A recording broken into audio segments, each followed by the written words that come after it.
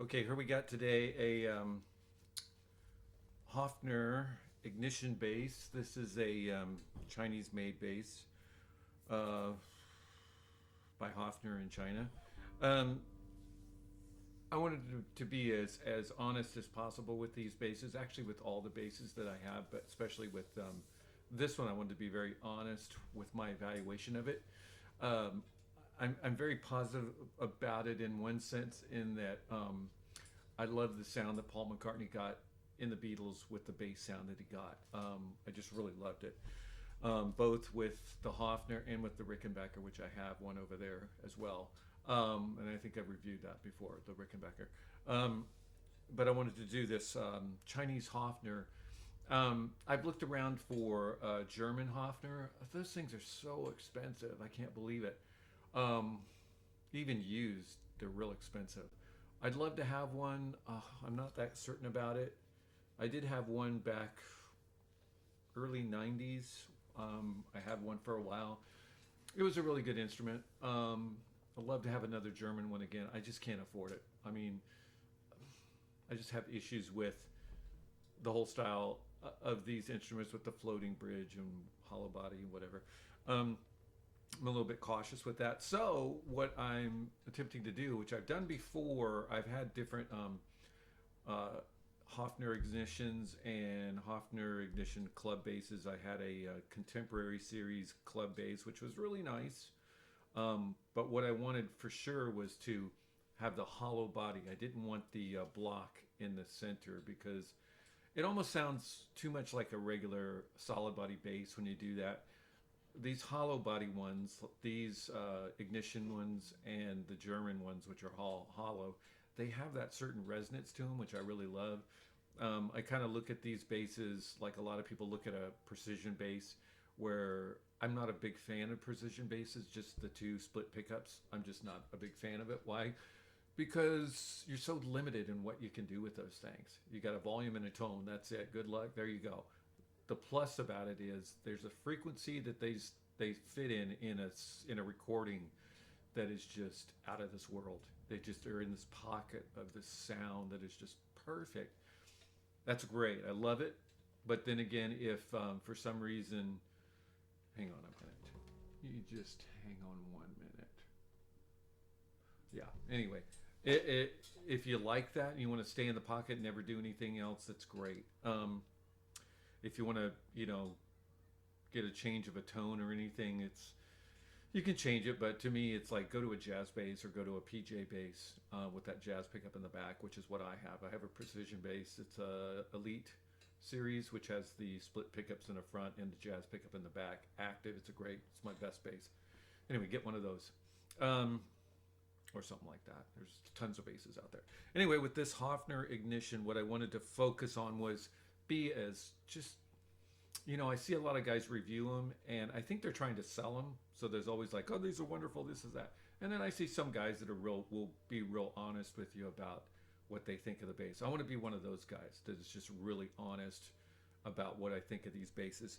So getting right to the bass, what I would say this one, I've had other ones like this. I've had other violin ones in years past.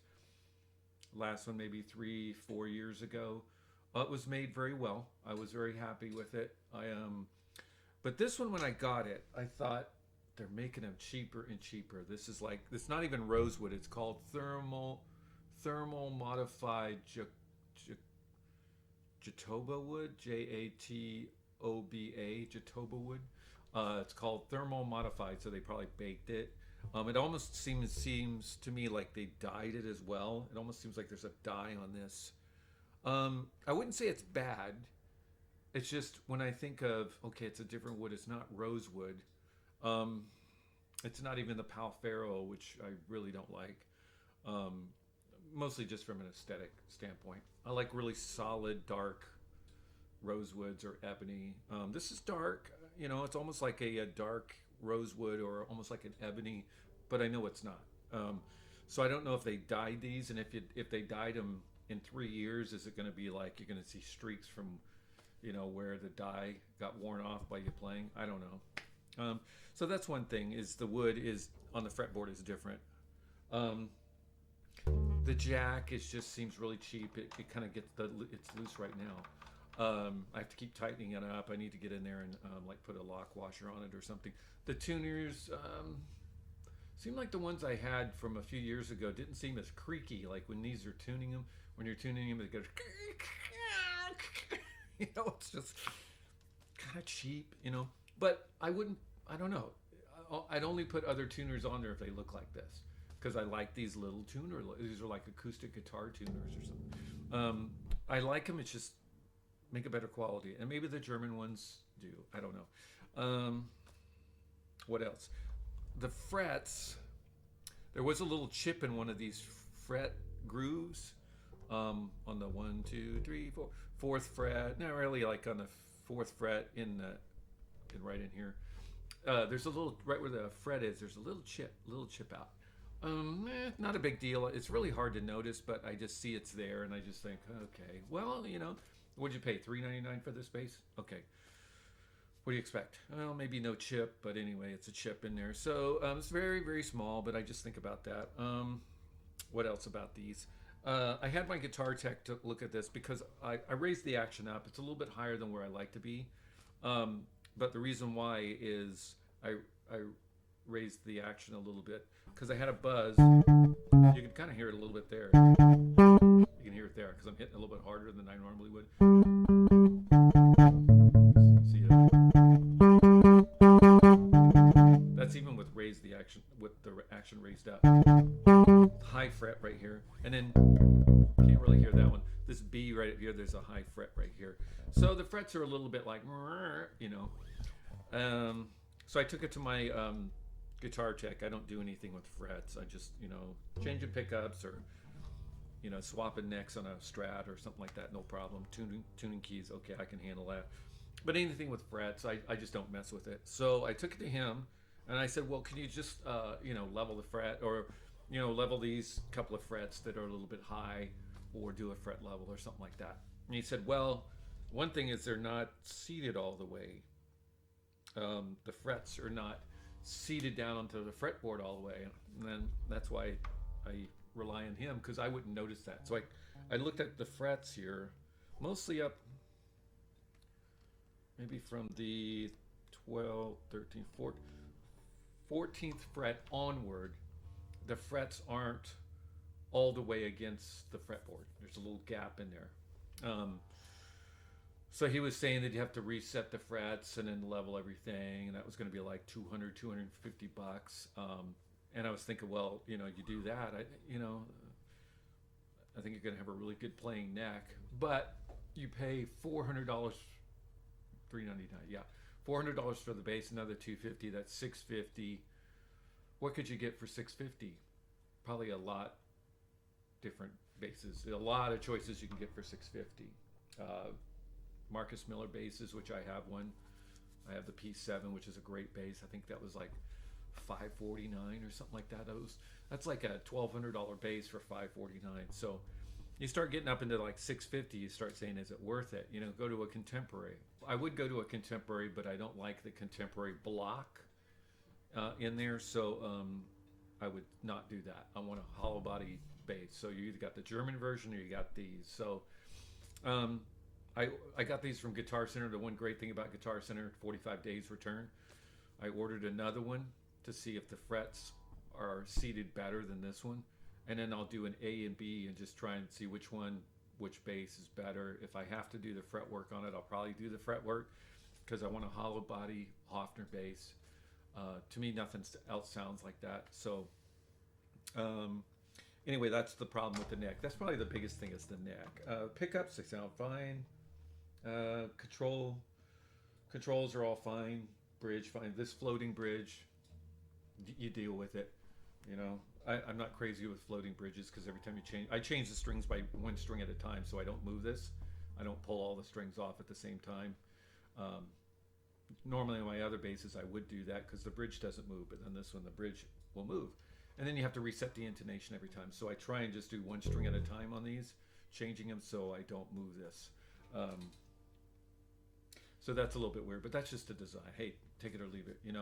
I got my wife a violin, and I thought, who plays these things? A lot of people, but not me. With the wooden pegs for your tuners, forget that.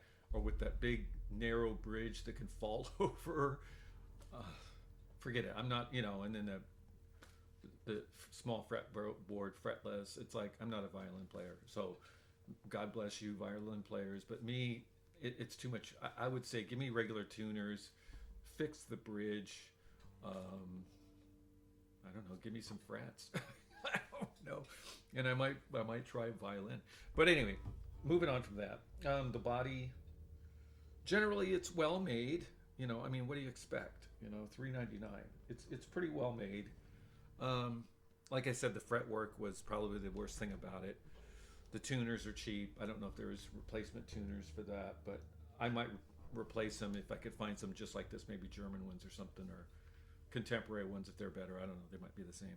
Anyway, that's it. I had to raise the action a little bit, so it's a little bit higher than I would normally play. And what I did too, because I don't normally play like this, I'm direct into my Focusrite interface. I'm not using anything. I'm just going bass right into it. So I would normally not do this. I would go through my Sansamp and then probably through my Bassman and then out into this interface so I could get some EQ to it. But this is straight right into the interface. Like I say, I wouldn't normally record this way, but I want you guys to hear it so you get an idea. It's got that sort of whoa, whoa, whoa, whoa, which a lot of times I try and get rid of. And that's both pickups full. And then normally what I do is back off on this pickup a little bit, and then I get a little bit more almost fretless out.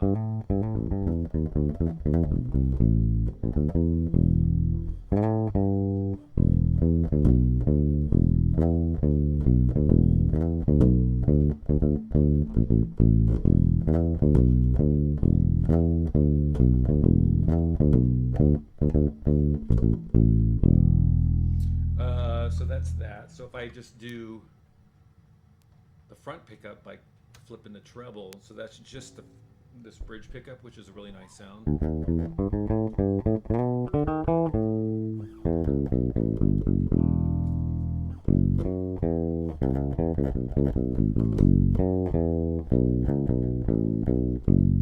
So that's a good sound.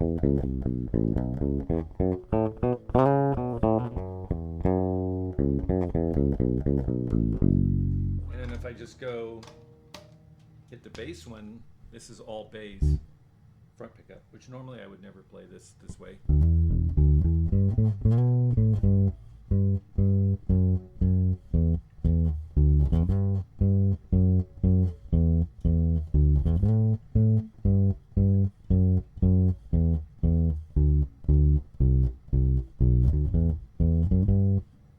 Anyway, but I hear that's the way that Paul McCartney would play his bass. One thing about that with the front pickup just on, or both pickups on, is sometimes you get a little bit of EQ, it sounds better. But if I just do this front pickup, sometimes these upper D and G string up here to be riding your regular rhythm on it would be a little bit thin on other basses. This one is actually, because it has so much resonance, you can actually play up here and it really gives you enough bass. That's one thing I like, because I tend to play bass a lot down here.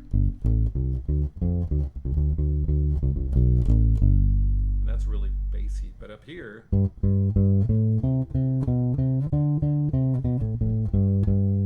you can actually play your song up here,